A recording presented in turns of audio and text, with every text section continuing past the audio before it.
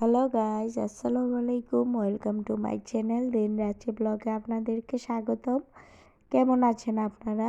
আল্লাহর রহমতে নিশ্চয়ই ভালো আছেন।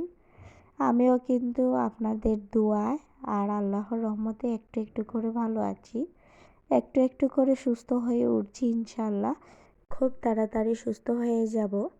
তো ব্রেকফাস্টটা তাড়াতাড়ি করে চলে এলাম আমার মেয়েকে আর আমার শাশুড়ি মাকে নিয়ে ভোট কেন্দ্রে। তো আমাদের পাড়ায় স্কুলে ভোট কেন্দ্র আমাদের পড়েছে। তো এখানে এসে ভোট দিব। শাহজালাল জামিয়া ইসলামিয়া মাদ্রাসা, এটা হলো আমাদের এখানের স্কুল। তো এইটা স্কুলে এসে এখন ভোট কেন্দ্রে ভোটগুলো দিব। আর বেশি কিছু কিন্তু শেয়ার করা যায় না, তারপরও যতটুকু পেরেছি আপনাদের সাথে একটু ক্লিপ রাখলাম আর কি শেয়ার করার জন্য। আলহামদুলিল্লাহ খুবই সুশৃঙ্খল সুন্দরভাবে কিন্তু আজকে ভোটগুলো অতিবাহিত হয়েছে।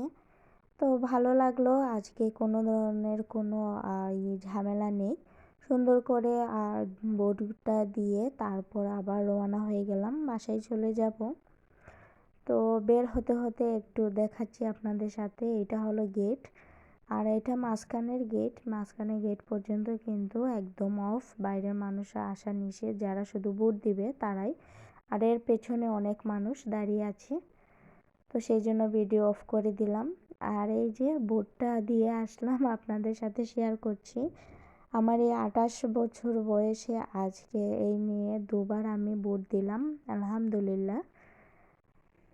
তো দেশের একজন নাগরিক হিসেবে দায়িত্বটা পালন করলাম। শুধু তো সরকারের দায়িত্ব পালন করলে হবে না, নাগরিকেরও কিন্তু দায়িত্ব পালন করতে হয়। সেই জন্য আমি আমার ভোটটা দিয়ে নাগরিকতাটা ধরে রাখলাম, নাগরিকত্বটা পালন করলাম। তো এসে তারপর তরকারি বসিয়ে দিলাম, দুপুরে যাওয়ার জন্য মুরগির তরকারি বসিয়ে দিয়েছি। তো এইদিকে মুরগির তরকারি হোক, আর এখন একটু তেজপাতাগুলো অনেক দিন ধরে শুকিয়ে রেখেছিলাম, মানে রোদে শুকিয়ে। এগুলো কিন্তু আমাদের গাছের তেজপাতা, আমাদের পুকুর পাড়ে কিন্তু এই তেজপাতার বড় গাছটা, এখান থেকে এক বোল তেজপাতা শুকানো হয়েছে রোজার জন্য। তো এখন এগুলো ভালো করে শুকিয়ে গিয়েছে, তো এখন বয়ামে ভরে রেখে দিব। ভোট আসবে আসবে বলে সব কিছুই যেন হয়েও হচ্ছিল না। তো আলহামদুলিল্লাহ আজকে শেষ হলো। আর কে জিতবে কে হারবে সেটা তো আর আমরা জানবই ভোট গণনার পরে। তারপর এই ফাঁকে নিজের কাজগুলো গুছিয়ে নেই, কারণ ভোট করলে তো আর হবে না, নিজের কাজ তো আর বসে থাকবে না। এখানে আমি গরম পানি বসিয়ে দিলাম চুলোতে, আর একটু তেল আর লবণ দিয়ে গরম পানিটা ফুটিয়ে নেব। আর এইখানের মধ্যেই কিন্তু আমি আটাগুলো দিয়ে ভালো করে গুটে কাইটা করে নিলাম। তো এখন কিন্তু সুন্দর করে মতে নিচ্ছি আর রুটির ডো বানিয়ে নিচ্ছি। তো আপনাদের সাথে এটা দেখানো বা শেয়ার করার এটাই উদ্দেশ্য আজকে, যে একটা টিপস আপনারা ফলো করবেন।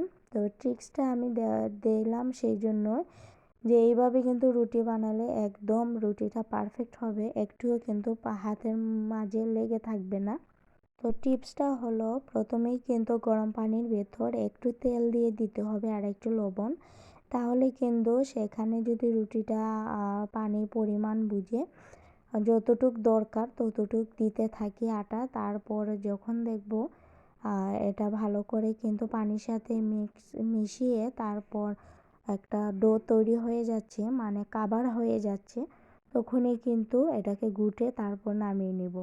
তো এইভাবে কিন্তু রুটিটা করলে খুব নরম সুন্দর থাকে, এবং একটুও কিন্তু বেশি নরম হয় না, মানে পারফেক্ট থাকে, হাতের মাঝে একটুও লাগবে না।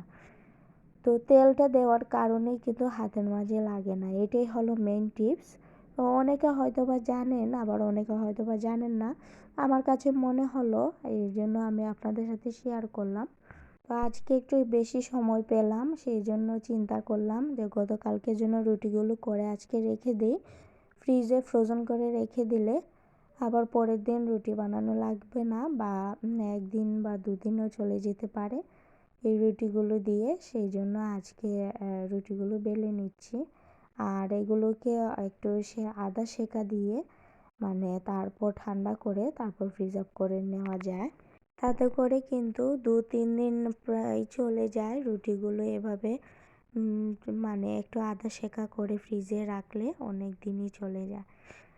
তো আপনাদের কাছে আমি চেয়ে নিচ্ছি আমার এই প্রতিদিনের রুটিন মোতাবেক আমি আপনাদের কাছে একটা লাইক চেয়ে নিচ্ছি। প্লিজ আপনারা যে যেখান থেকে দেখছেন আমার ব্লগটি একটা লাইক দিয়ে দিবেন। ফ্রিতে একজন মানুষের উপকার করলেন সেটা ভেবেই কিন্তু আপনারা একটা লাইক দিয়ে দিবেন প্লিজ। আর যারা নতুন আপনাদের কাছে অনুরোধ থাকবে প্লিজ সাবস্ক্রাইব করে তারপরে দেখবেন। তো এই দিকটাতে সবগুলো রুটি করে নিয়েছি আর সেকাও হয়ে গিয়েছে প্রায়। তো দুটো রুটি এখন ভালো করে সেঁকে দিয়ে দিচ্ছি আমার শাশুড়ি মাকে, উনি নাকি চা দিয়ে খাবেন। তো ওনাকে দিলাম আর এদিকে কিন্তু ফ্রোজেন করার জন্য আদা সেকা করে রেখে দেওয়া হচ্ছে।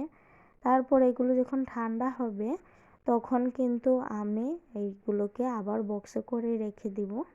তো আপনাদের কীরকম রমজানের প্রস্তুতি চলছে? অনেক আপুদের কিন্তু দেখছি বেশ ভালোই চলছে। খুব সুন্দর করে আগে সব কিছু পারফেক্ট করে গুছিয়ে নিচ্ছেন। তা কিন্তু অবশ্যই ভালো, কারণ রমজান মাস হলো ইবাদতের মাস। বেশি করে ইবাদত করার দিন। সারা বছরই তো আমরা কাজ করি, আর এই কাজগুলো যদি একটু গুছিয়ে রাখি তাহলে রমজান মাসে ইবাদতটা করার জন্য বেশ সময় পাওয়া যায়। তো রুটিগুলো ঠান্ডা হয়ে গেল, সেই জন্য এখন বক্সে করে, এটা আমার রুটির বক্স। তো রুটির বক্সে করে এখন আমি সবগুলোতে আবার সুন্দর করে রেখে দিব। প্রথমে একটু এলোমেলো করে রেখে দিয়েছিলাম, তো এখন আবার চিন্তা করলাম একটু সুন্দর করে ছোট বড় একটু মিলিয়ে রাখি। তো এইভাবে কিন্তু করে রাখছি। তো এরকম হয় মাঝে মাঝে কয়েকটা রুটি একটু বড় হয়ে যায় আবার ছোট হয়।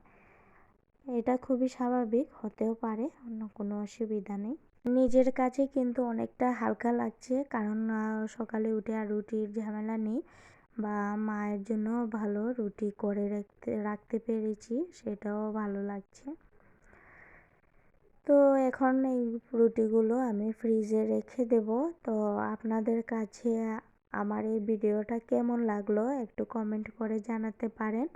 আপনাদের একটি কমেন্ট কিন্তু আমাকে অনেক উৎসাহ জাগায় এবং ভালো লাগে। আর অনেক আপুরা কিন্তু আমাকে কমেন্ট বক্সে দোয়া করে দিয়েছেন আমার শরীর যাতে সুস্থ হয় তাড়াতাড়ি। তো আলহামদুলিল্লাহ, আপনাদেরকে পেয়ে আমি খুবই ভালো লাগে আমার। তো আজ এই পর্যন্তই। ভালো থাকবেন সবাই, দোয়া করবেন। আল্লাহ হাফেজ।